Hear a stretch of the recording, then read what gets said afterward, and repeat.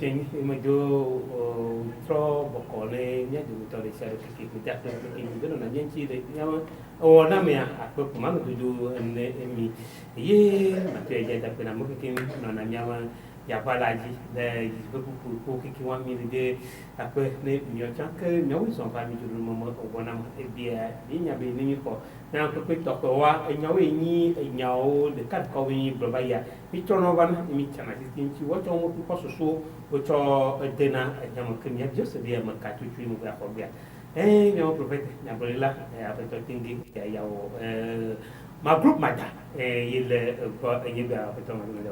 yo cha we do donji cho nya guare mi da pene ma o la pe e mi anu e wo lo ni da de mi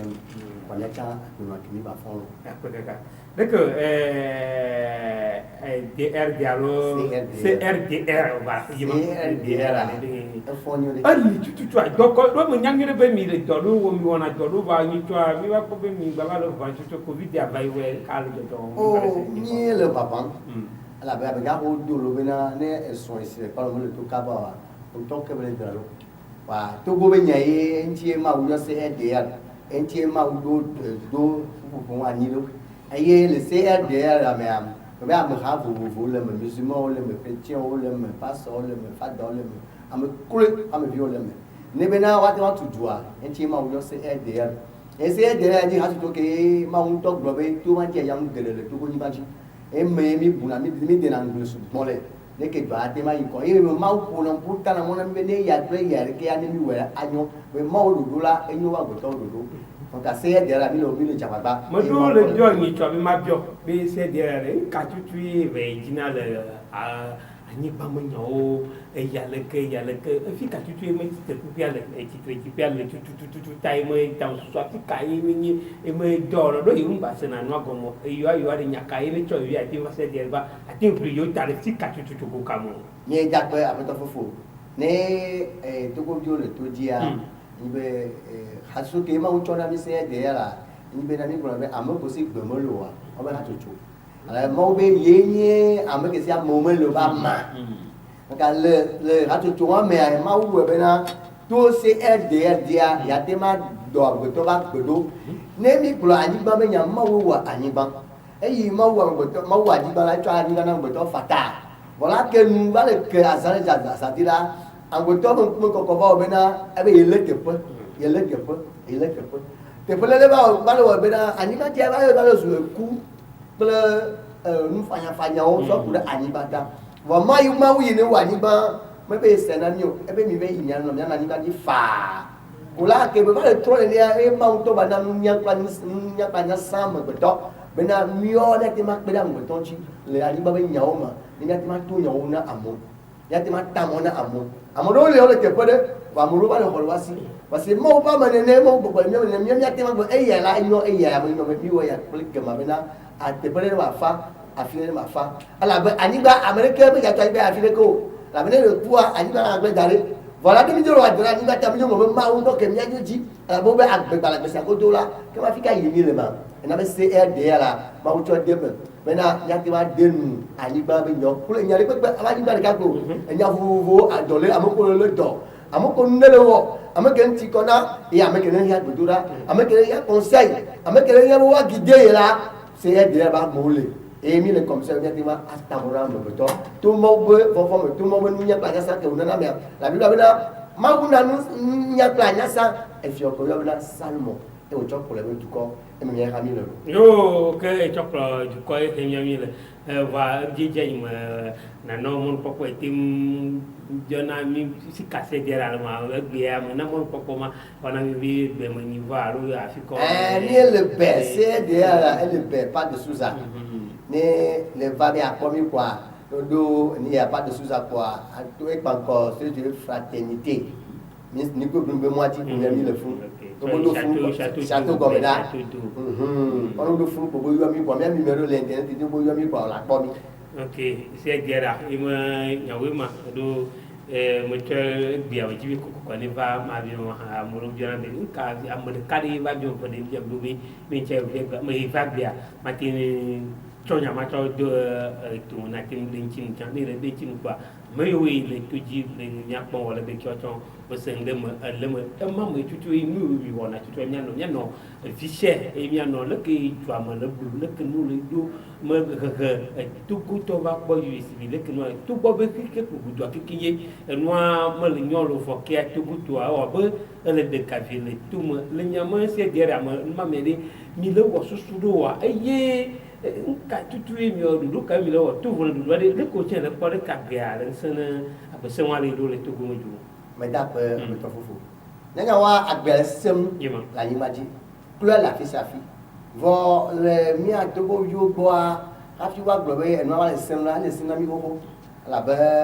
le togo a mi o ame ta flate mi a fufu mi a to ke o ni ku ta la mo le pro do la o mo le wo do le ma fo no o mo do alo bo volonté mi o de ba so pro do ena be enu le sese ala be na ne wo do volonté nyo de wa so pro do ala o ya o nke ne je ne di me vio ala ba amegbeton ti e o varo e amegbeton ku ye pon ku na o ne pe nu ma yo ya cho do do o me be ga te ba o do ku le nu ati be na amegbeton ba be jena be na amegbeton pon ti fafa voilà mi va le dire de be na me le ne le Togo me le mio bo ne no mi nya be nu asa na fi sa fi lo o Togo to ya de ga bi to wa ma ton ko chon ku to ya bi de ka le tu mo ne eblia e ba lo koti e nu do kata lo koti me nu do le ka pe ko ami yo mi jina ko re nya be fu ku le mo me cha o koti en mo kata e ba na be de ji pola me ba ba ka ki me nu lo koti a mi ba ko be na mi ya be ke to dwan ko to cha o de nya to ko le funu e wa ko fo a fi to péage e no so ko ba ya e cha o wa daga mo kata di va nene ke ni gap wa tu gamele isa alo gamele sikilio ye tu me viole fan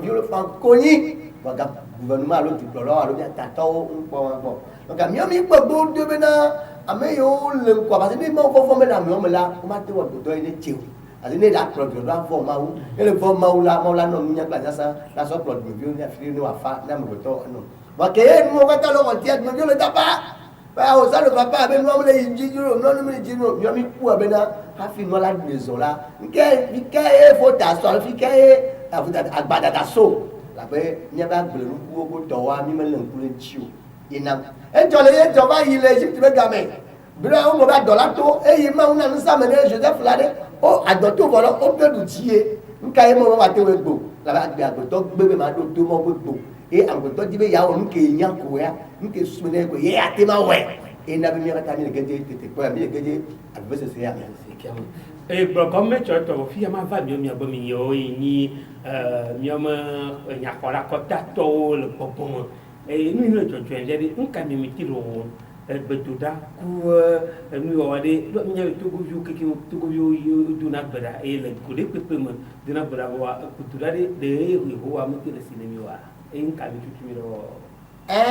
ma mete problème mo wele se angoto bodoro re e se ma obrane e ba me shamina de kanene ye to ne Abraham bena ne be ye gbo ame jojo e ame to pele jomela ya to ti ko nbo so ke ya ko le tu ko ya dagbe onji to di na ne be nya ko ko do gbe na le jomela ma gbo na jomela tu me view o mi ka di do mi ka mi to ko bena ma o ne gbo jomela mi wa ke la bi mo ya gbo jomela re no do gbe na ba o do ya ne so e gbedora kulo so do e zona ina bi la gbo na ame yi mo do la nga aduna le ko kemi do gbeda bore fi a government are alo du me viware do ka lo wo mu ko lo wo e gulo nyo do le ni bena ma una wa be jini wa ja e be ya na ji la ja na mi le yi nyo to me be ni mi do nla ani ba te ma on na mi e ya e to ma gbo e to mo be lo gbo le gbedo do me ni bena ni mi bi onu wo ma wo ni mi do nla ma wala na nu ko la wo na mi voyez ma a moment de nous pour aller et gam tu vas me ça le ya dans les bureaux ya dans les gouvernement alors ya dans les ali claque là il faut que nous le tia donc mieux mi do gbera bo ke ni mi do gbera bo la ni mi ne zo le ji wa ke ma ti wa parce que ma o to ya di la ba wo wala to ngo to di e wa te ba wo enu gbogbo lo via ko bla be ma wa ni bi ka wo ndo wa wo ni ti fa mo yi mo wo ne ko ni bi ri agaje jo alo wo ne nu madu eye wo na ma ke gbedura ne alo gbe no kiki wɔ mi le kudo gbedura pu etɔ mo ŋutsɛ ɖe ɖe be tɔ be ma te atu ŋdu me eye nɔnɔme do ava ɖe mi miatsã ko yi fafa ma wa ate nyi atrɔ heliheli ma trɔ zo nua ne mi o kɔfafa ne mi o. ne mi be mawu mele wa mi da la pa mi da tsi mawu le wɔ ke wa te ma wa mawu le wɔ ke si wa te wɔ na mia ala be xɔsi ke la me sia ebe nu mawu wɔ ne amegbetɔ ala be mawu nya ke gblɔ be na mawu ya nye fiɔ le be fiɔ si biati eye na ke ma te tsaka ya me ne le mi wɔ ro mi wɔ nka mawu ya ena mi donu ena mi volonté ena mi nke dze ba te wa na mi te ma wɔ dɔ ke ne dia donc mi ɔha mi le wɔ e mawu tsa le wɔ e ba me bu me le mia di wa nke kpɔtɔ esu be agbetɔ aɖo to mawu ame sia ame ɖo to mawu le togo nyi ba dzi la ni be ya dzi o le ame wo le asu me nke do wa yo le wɔ. va dukplɔlawo wò ke ma dze du va agbɔ be mi dukplɔlawo ame yiwo yi minista ku etɔ gbogbo ɖo wa nyame ɖo yi kasoso ɖo wa mi dona gbe ɖa wo ta emi yina wo tɔ tsã ko dona gbe ɖa wo ta ko susu be enu wa le ɖe tɔ be wo ne trɔ te lo alo nu ne nyɔ nɔwo lo alo leke nya ka mi be gblɔ nya tsi ka mi tsɔ ne be tsɛ be yi nu wɔna numɔ. Amegbetɔ ya melɔ nyateƒo nu yi la do eŋuti eye wolɔna biblia gblɔ le Yohanes ƒe agbatãtɔ tokuku ame wi edea dzi Yesua wo mele dzi o ma nu yi ne le Yesu me ko dzi mo le vide kele me ko le dzi ame ntɔ ame tsia mo le dzi o wo mele dzi ame tsia o vide kele me e ko dzi wo le o me dzi be ya wo e be lɔlɔ nu o ba vide ko ya kpɔso gbɔa e ko dzi wo le fi ke problème ale ma emi be mi dona gbe na me ga me go wa mi ko dona gbe na no keke wa o le dzi Yesu a mi dona gbe alo ta lo bi na o be dona gbe da mi na lo wa ko e be mi na wa to je si be na mi dona gbe na ku do yo bo to be do to ya mo gbe dona jo wa ne be wa ju kroro yo wa ko le na le ma ya ame me sa de aba yi me sa de awo eto ame yo ko prophet ya du ko to me sa o yema uno la te yo ta la te ma yifa ame o to te yo ta te ma yifa jitɔla yɔ fala yi ate ma yifa ame ko yɔ be prophète eye yɔ be les sacrificateurs pour salawo nye na eyɔ be mawu na autorité mawu na wa tsɛ kpakpa ka miawo ya ame sia ame bi vovovo yɔ mɛ mia mi yina mia se ŋka mia gbɔ ame yɔ le bibi dzia ne mi aya mia gbɔ no kpɔ ame condition ya mia me trɔ dzi mo wala blo do gbe ɖa ɖe ta dɔ da si wo nye bo o tsa ate wa do gbe ɖa ɖe ta ate be blo do gbe ɖa ɖe ta do gbe ɖa ɖe ta papa sɔwo ye la gblɔ mawu nya na mo wa trɔ dzi me wani mi va la nka bia la mi la adu gbe la dute e xɔse kele sia esi ke Yesu pompo ne nyɔnu ma nene bon be ye ba so le bi du so na vu o oni ma to Yesu be la de be na avo la o la rongo o la to wa to pa ko to wa sinu no wa to du ngo la e kwi ke la ne ko ta ko ya o cha wa ta ne we nye le ke ya me wa o ka me ko mo tro ji mo ko Yesu a no nke Yesu le gbo ya na mo ma ji me tro to vi o ye wa le di nu nye to ma u bo le mu Yesu bo Yesu nu ya me de to nye ma te so ta si me na wa yo wa no no na ego na hose be nyalo nya nya de na Yesu be ke ma o hose na lu ji no wa ke ne ke o ne gbe wa be amoko le ki ya me no yo mi do gbe da ma wo ni okay akpa ka si le ke yitende onyancha mo do ya do nkanchi mo mi do na nyoro yi sinang ga do mi ya do sinang ne mi wa ya mi abia mi kokodo amado ne le nyakponda eye nya jose yo jona de mi vale ke mi to na mi kususu be mi ate de chi na mo do channel la joke la pade wa tim ate ni mo kokodo do no nchi do mi o ya mi li alo no lo li ne kokodo etu ko ai si de ke do asi je ne kususu be na mo de yo a ehia be e mo do wa le tin wene comme nkɔtete ne amiɛntɔ mo ti kpɔ yeɖokui le mo ye miawo miame nya kpa alo miawo dzidzɔ ko dzi ne ye menye dzi miame nu ma wa ke eka miɔntɔ mianɔ Togo eko mi ya nɔ zã ɖe fia vɔ mianɔ kaka dzi kia ɖe miagblɔ be nu hlɔ̃ ɖo tsɔ nyitsɔa va yi ye mikɔ be Togo asaɖa amewo nyi ɖiɖi va Togo eye wokple nu le Togo tsikawo wu gbadagba gbogbo ɖo kaka tsɔ yi nyi ɖo ya ame ɖewo tɔtsam o dzafɔku evevile le miagblɔ be Togovia ɖe megale sécurité alo detenɔnɔme mi megbale yɔ ele miawo miagbɔ me tsɔ ne koko be le miawo miagbɔa dɔka ye mi le wɔ to akpama dzi ate ŋdɔ Togoviwo le kui ye ne me to mi na ɖo de gbadzɔ le asi gã me nye tsɔa ematsama tsɔ ko zi ɖeka. Oui, d'accord, le nuit et les Johnny sont baillis, je crois que entre le 11. Et on mis le globe là, tu me viens au nord de cas. Ne tu me viens au de cas là, de non tu vas faire la naïe. ne ji bi mo lo la ke man ko de la nai ne ji bi mo la so ke la anai enu ye ya de do la so ba ko ni so a ni ma te ne o enquête ni wa do la so won ti te gbe ka ko ba nu o de do la so won wa na do me o do na do me do na do me ala be na o nya mi be pu o parce que funu be den mo tu ni o de wo nye le gu dade donc du que village ko so funu a alors comme que le so de won dia do la so won wa na funu o fréquenter da ni so ni to fréquenter na we ye ma o da po do pu e de alo do nu sere alo o nya mo nu de o nya baba pole 20 mi po no pa ko na 20 ai na o de da fo wa ye o ji be na yo ana mi ado be se na mi we ya nu ye nya ma te ma gbo ya mi togo to mi togo vi o mi bu mi afofo mi bu mi no vi o bu mo ko bu ne ba mo wa baba de pe mi do no la be ti jo gbo be na baba de me fa le o va ye ko do na wa nya mo le gbo be se ka ya ke jo mi ja ngba jo ko be mi abe gbadagba o lo mi abe minister kini po gbadagba o secretary ni agba ni ti te wa dada o ata la be e ti ama te no funu vola mi abe mi abe diamo lo voa o ke ko mi o ke to voa mi mu sugo jo o ba no nya hu mo e mi ma du adola so mi du wa be ne ko mi do nya ku do ama de ke to ko bi ji o mi ni e mi le mi do kwesi oka e du pro lo alo be minister nke je ba te ma wo be na nu ngba jo ko wa ni ba te mo mi adu me viola mi ne o re ka mi pa me de le du ame mi pa me ya me le mi be du mo va do da ni gbo de so jo we aro mi na be fio o wa nya me na aro mi be me ro wa nya mi pa me le voa ame ya me le mi adu mo de ni mo pon ku me ya po de ta fla ti ma so ya so pe do me ya mo do ku be jiji de ye me ko po de me ya me ko pe me ya ame de po se ka po e do pe na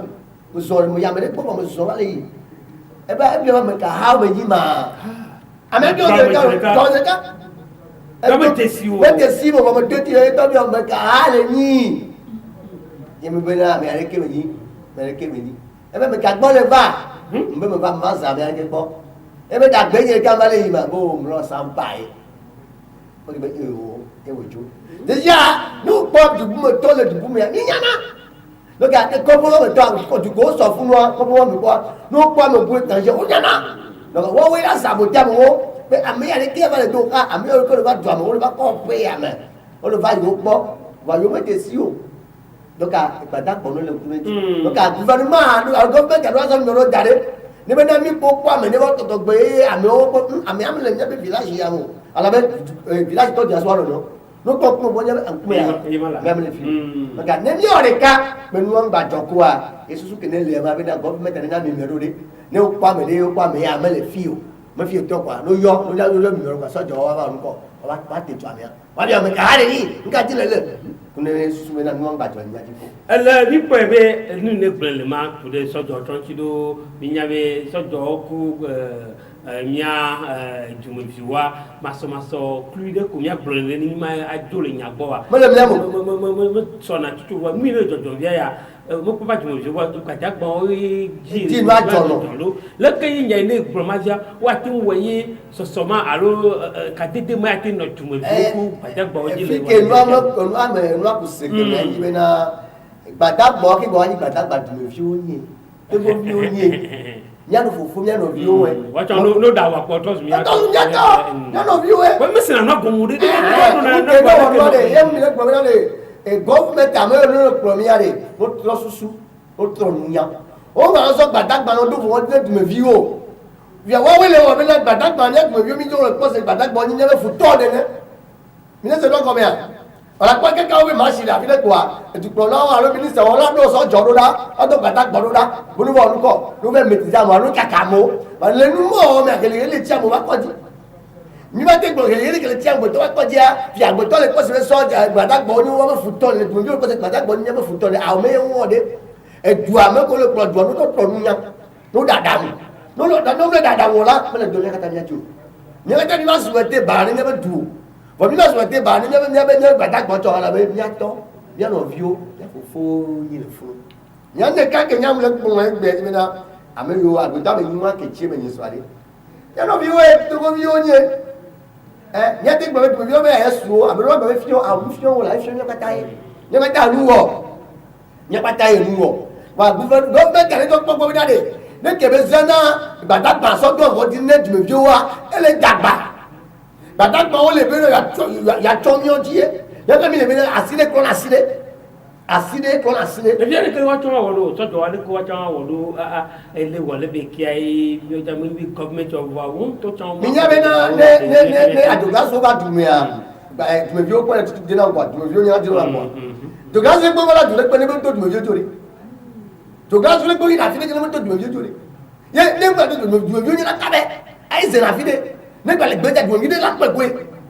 ne le nyɔnu wa wala ne yi be na gɔvmɛnti awɔ enyo de ye o tɔ dumeviwo kudo sɔjɔ tɔ ɖeka ŋuti fa la nɔ dzɔ ame wani sɔ dumeviwo ne vi ne dzɔ koa wòle alɔ sɔjɔ alɔ gbata gbɔ no bɔ de dumeviwo wa déjà dumeviwo se fefe donc ne lia wòle akpɔ wòle abɔ nukpɔ be nu ne bɛ wɔ etso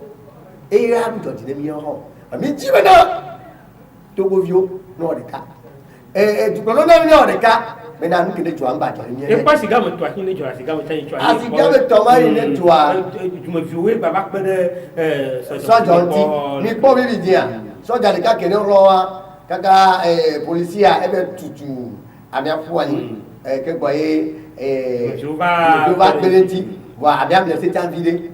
mi kpɔa vɔ ame ta kpe be na nuke la dzɔ ni sɔ ame te dzɔ vɔ ye kpo mia gblɔ be na amewo aɖe eme sɔja be tu wo sɔa sɔja be me sɔ tsɔ va le yi o de me be tu wo yi o de kema nuke mia gblɔ ne mia tɔwo alo dukplɔlawo alo minisita be na mia be vinya fofo ko le sɔja wo ne tɔ formation no nyuie n'o tɔ formation no nyuie no ale gbɛ no wa be tu wo ebisɔ wa ne ka mo wa nya tuta da de la kple sugbɔn ne ke ne de ka mo ma ke ne sɔ tu wa na sɔ de la kple sugbɔn efi to asigame nya nɔ kle ba eye nya kata do nya kple sɔjɔ ti e jɔ ma te wa yi kɔ lo wa nya ngba le profiter de ka be na dukplɔlawo ministawo ame ko nya fofo ko le kplɔ mi gbe no nya be ame ha mi le wo lo ba nyi ministre nya be anyi nɔ eti o no ministre ro ne du ya ko la ministre na yin ya ko wa ministre be to ta se ji be ya o be do ne wa yin ko o mo do do be ministre la ba be je ka ja be tu be jo o mo do do be nyi ministre ba se nya ho ma awo ho ma nya nya de edo limite edo se de fo ba ame ke ne ni ministre ame ke do lolo nu nwe do bon volonté be ji be du ne yin ko e be tu ya ko ji ba fa no mo do na ministre o mo do na ministre ala be nyi ministre parce que edo je tu be ja be je ka ja ni awo ame do nu nya ba nya se do jigbori ye ame le gbe so be na ya di nu ne du ko me vio ya di ko be ne du wa ame mo do na ministre ma ba nu yo le gbe alo ministre ta ti ministre ko le gbe na nia mi mu le po wo be e do o alo do dro nu ye alo be volonté be apere du yantia mi mu le po no nya ki be ne gbe ne be na o lo tu fo ne ministre de be o ga de go me ya e tu me vio we da ko ga de ame tu me vio ko kwa batia o be go lo ko ne tu me vio de mo de mo wati mo ba me ni prophète du dernier temps o la nia mo be samina nia bla pompo le wa se ba to ko me e ke yo ya ma cha ba ke yo be de bon ke mo se ke me ko le pompo ye samina nia to ko ti mo maro e na ni mo do to ti o ne o le di ministre le togoa a do ta si pon ko le na ya pele du yanti le do ba yin ko ya pele du yanti le do bi wa do wa polo ya pele du yanti do do ti fafa o mo ni ministre togo me na ya ale togo bi do gata mo o mo ni ministre togo me na ya na wa se bebo o mo ni ministre togo me na na do bi wa hu ni ya wa yi o ne ve ne me ne nya fofo nya dada e ko ni ministre ye ne pon mo wa mmela o dukpɔla ne on ne kaba c'est le kiti blen ne dukpɔla no on ne kaba iba agbe enyame obi ni agbe le enmo kiki wa mi pour ku de asi eyo nchiwa mi gba do jesibe fima pipia no mi adu apita se ka eye mi agbe be le ku agba de ba nyi choma agba ma enyi yovo China towe ku wa nyi nka enyi kankui iwa tin choma na tugu yu cho no ba ba du jesibe le agba mo papa mi a togovio va le du jesibe agba ino bo cho ba ak ana togovio wa ba to zo kele kele kuki ne am yu cho no ba eyubi ne bo agba ma bala o ra di tani agba million de le webe am yu ti cho no ba cho ba da dola mo cha o ba le tu famo cha nya bi le se nyama ni se nyama wali le ke mio le nyama se biere no mi wona dokuna de mo chi ne mo atim na ne abuyu ni vani wo mo ne ne ki pere e jumo jonti ne ko yi me ja pe ne be le me nya wo be mele le va ye mele wa me ame oso titi pele atike gbogbo de be wa pele yo ti ala be amone le nku be to ala be be se wana be ta wa mo be na nya be ne si atiko mu ba lo do yero va ne be na eva me ne a so sore ala me de ja ba be na no va pele to gon ti gbe de ne be ba to wa mele wa va ye ke ye no va me ye to go vi ministre Ameke bodo le ministre ala ameke be le port ala ameke be nyame gade ela empêcher alo ala ni mo khane mele wa be titi wa kudo ati ka wono jomo wa amama ya ta flate mo lo do yo ta flate ba gaji o le jo anya be le port lu gaji le port ya cho ne be na de nu ye ya no ke ba de be du bi ya so do na me du bi be nyo ji o la amine sa de nka o be do da se nko du me vieux ben dit autant les du ne va y quoi on ne me dit du vieux ben na be du ne y quoi et ya me le ka o ku me la ne ba o ku gan ku ba parti ke ba nka ta ni ma pe la maman ti bena gan ku do ati ka ba du amo wa kini ke ko mi na do be no ma ba do ka ni analyse ala ni senya de be no ma do du vieux jo la do du vieux la ta e ani senya ke ma mi o mi do ta si on ne mi pas ne mi va se bena o be ati tia ami do lo ti tia te ba bo ati kia ya o bo la de do la ti ga 22 millions ne nous va te payer Togo du ko ni ne président le te payer senyama ne jaga ni nyama ne diame ne klo nyama bo de do la gba wa nous ko une négociation nous ko les périodes de fonds du lo le de du la yi ko le o ti la période de fonds mi no ba pele yo tie nous on a même à moment do nous me va tenyanti vaut mieux on to kenya ni mo kana moment wa de va le mo mia ne ji be ja ka ti ke mo ba le ina do yo wana ko ko le tu fini ya ti ko tu sube mo ja to no akoba bra mo ti le ne mo la gbale no to da sino le kaka juta akin de national va do fike wa tin da su agbale ma de mi de se so mo so mo si tu mo me do ku bi mi mo mo ku mi ha wa si ma chan le do ku ki le ne yibe na agbale mo soit moment tout soit ici aller avec yo yo négociateur on a dit donc quel point maintenant on va tout casser on est ola get ngati de fois atama ya re to to pudu oyi China to ma pele yo oyi nu ya oyi do ko na ma Israel do ma pele yo ngati oyi lo oyi o e di ba de fond de financement donc ne mo gati ke le ba o ne ba ke la do na du me jare nous quand on va nous la renou ne nous la benyo ko la wa ke ba nous benyo ba ne ni nya o nye be na ye nous wa ni nous yo bo wa ye nya to to mi wa ni mo ke nu ame ko ni mo ke nu e nya du dola président fond na sigbe donc ko me no ne wo ne wa ne mu da mo do le post mo wa ha paris na ha palanto ha paris na ha palanto no ni du dola o le dibo o le mata social mais o do ne fa ne ya no do ne inko voyez à mon le droit mon ne va déjà on dodo nya bena nous ko le dodo am le don ejo wa eye onu nya ba do am ya mo ba le ke mo ne a mo wa nya mo lo yo lo ko le do gbegble wani ki to to le mo dodo mo problème fi ale ki aka kai wa ke va esi ko problème pour ako aka 800 milliards to vale ne eye ya da fa ke ni mu se be na ba to ta fi bo ato du bu me ni mu se ba to du bu ye président ho ya e ka président pe la mo ti a na financer fi to lo la to mi to se le gars ba to ya fi bo du mo to ko nyo de to nya to to tu amo ko le problème lo mi o de o mo lo mi nya bo de o mo le ti nyo le do de nya to ni nya o nya ti nya ne nya o va nya ba de enu ye gbe fiom jani o nya to nya o ni nya no nya to nya o ni nya no ne mi le ko tu le système moi même mi to la te yi quoi mo ba ne mo brigade de mo wa to se ba na ro ame ko ko ni so to ba to so me be ni lo ame ko ko na do nu se enya me gan e trako e do tu de na gbe ya be fona ni han e jo le na bu kaneza je gbe fone la mi se to de le won mi le won ni o so gbe ni o wa se boto ni o se gbe ni o so gbe na mi ma e nu se wa ke mi po ni o so gbe ni ma ni o de mi to ko bi se be bia mi ko nu o ke ba jo na de bi ba ame se be ti gban e wa mu fo de e de ba jo e ke ba jo o be na e bo hu me nya nai o bo wa ti hu ta plate mi mi nya wo to da de yo wo président yo ministre de la santé bo wa di ohun la ba do ame ye wo be ko me wa sensibiliser mo no wa te wa ho la me hu le te le nou mais après à mi se na o ministre agba ya pas les réactifs enu na ye wanyo na enu ye na wanyo no wa twa chike de akọ de ma tin strong kwa ne nya mo ni président yo ni ministre enye do we no mo we ya be o ma pere ti ma po tutu wa yan ye mu to no be na re o be o na mi nya be hu le fo to me va mi ko me ni ne ji hu nya ko bu mi parce que c'est technique le lo na ye me do do sino e yo o ministre le to na se ka be na réactif mu lo wa lo ko atike ko ado bo mo lo wa ma yo se ka o le bro na tu la be do ki ne atin to ati ma chan ti va le bro ba tin to no ma yo se ka alo lo do da si we ni bo la o do ma e do ko me no bo ministre o ya chawa ke o la jin ko o la di réactif o la di atike wa ka yi bo ma be tu me bi wa te wa ko bu wa te wa ti agbe na mi o ko la me ko mi la pa bon mi la pa mo alma bon mi la lo ri la kula am ko to bon mi la no ka ne mi ya nu wa yo bi o mi sa e do wa pon ku me no ye ti o yo be ministre la santé te ko mi te wa na me no o pe da pe qualité o no do nya wa ti me na ke ma no mi o ti de réactif fo le ha nous avons réactif on fort o tine ça chercher tu vois nous dit ño si nous me biamo le chocho le dade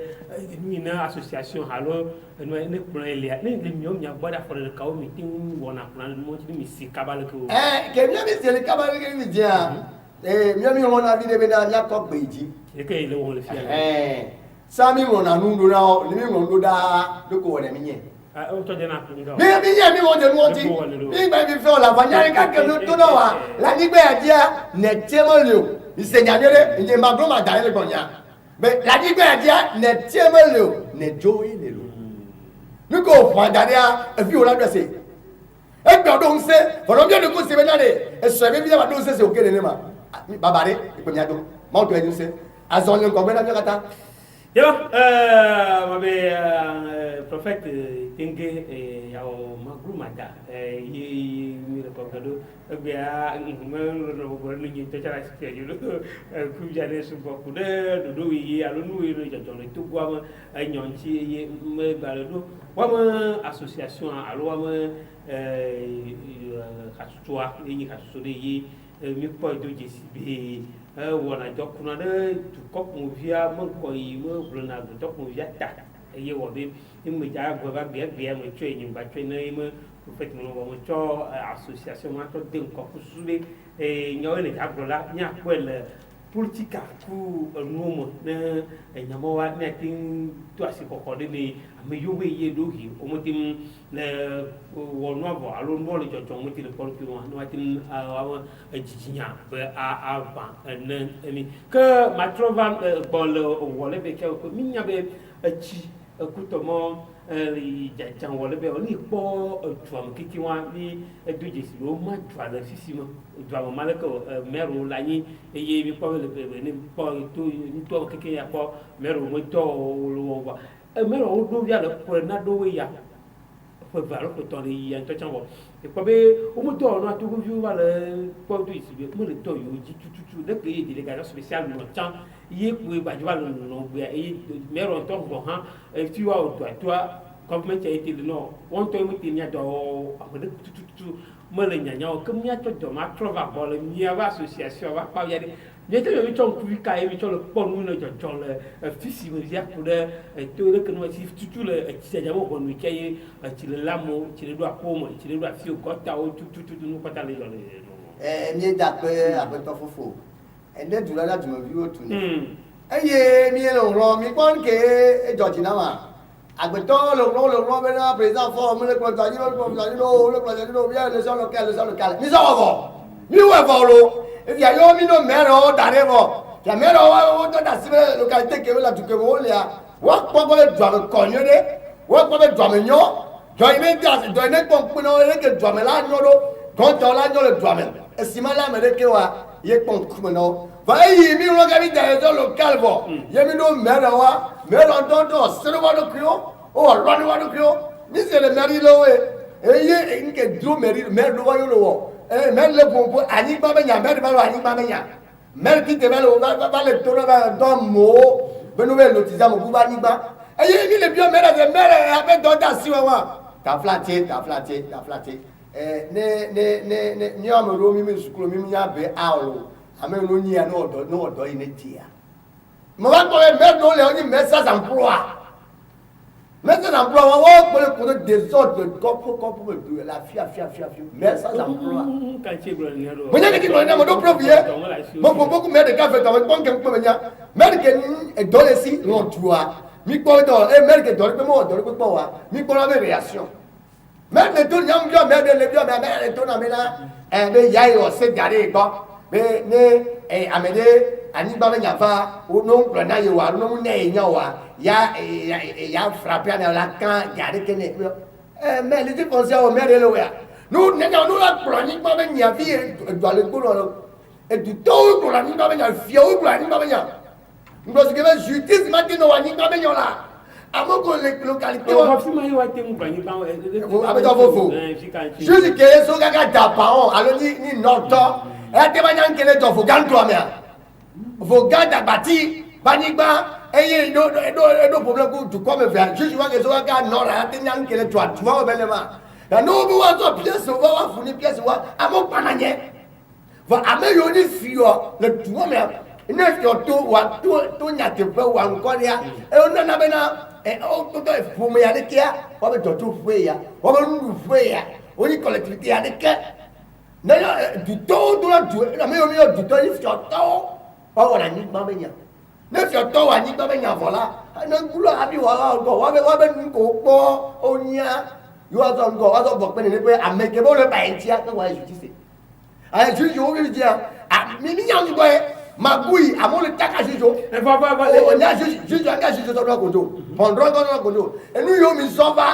Et puis, vous connaissez pas. Et il n'y a pas. Il y a Tonia. Le ciel, oh, l'association de petit. Ne le date. Ne le laissez la dame Ouma. Il y a été de voilà le dîner. Il y a un moment de temps. Mito Guani dans le vie. Ah, mais on a dit, il n'y a eu Guani dans l'énergie. Il n'y a eu Guani dans l'énergie. Oh, vous l'avez pas, à la résultat. Mais Eluji, Fikabile. Il n'y a pas de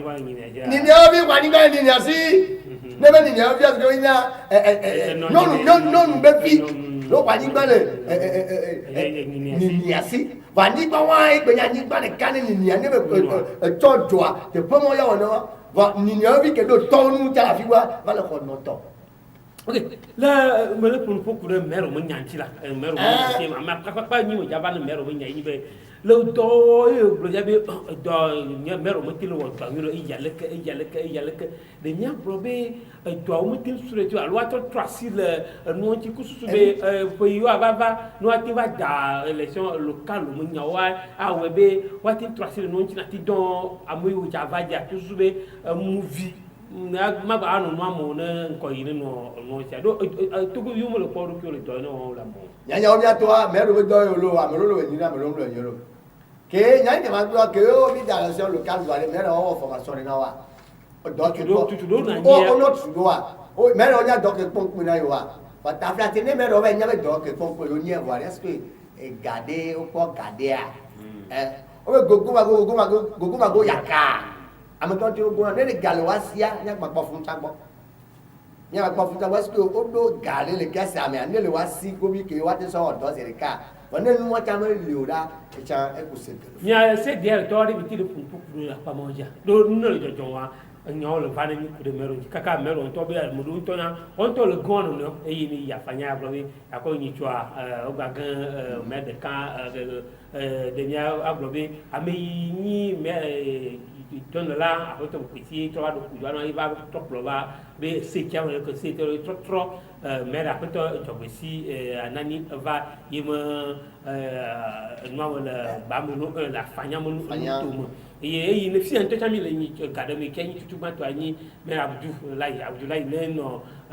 golf abonné 4 au gritati va trop ça va il y a préfecture pour voir il y a au trop ça va asiatique on a mis nous le la gbogbo le ni ni da pe ni be na ye over le game mero wa ja be amo ko be collaborateur o ba ko mero wa agba go ya agba quiz mera le tagba mera le chakaru ade de lo no nyo de a nyo ka ti o ya te gbe o de mi ka ji wa to so ya ti o ba so o do proof ye no lo cho nya de ti me de le afi de wa nkolo wa me bi o le gbele do ko me to le gbele ni ke mi yo so mero gbo wa de àwọn fábí wa péré gouvernement tí ní ìjọba yìí kọ̀ yé et donc elle est au nowhere oh m'a dit ouais gomo dit dia na bena no me le nyo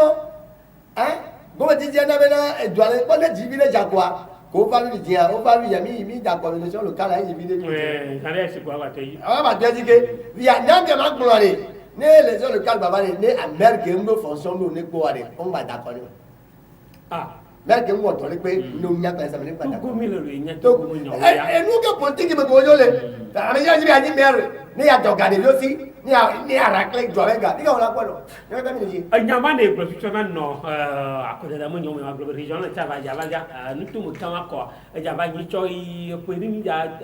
je mi ja 2023 cha ja ava de mi aglo be to govio ka segam akọ sire ki glo na akwa la no na no ke mi glo mero to ye glo mero wa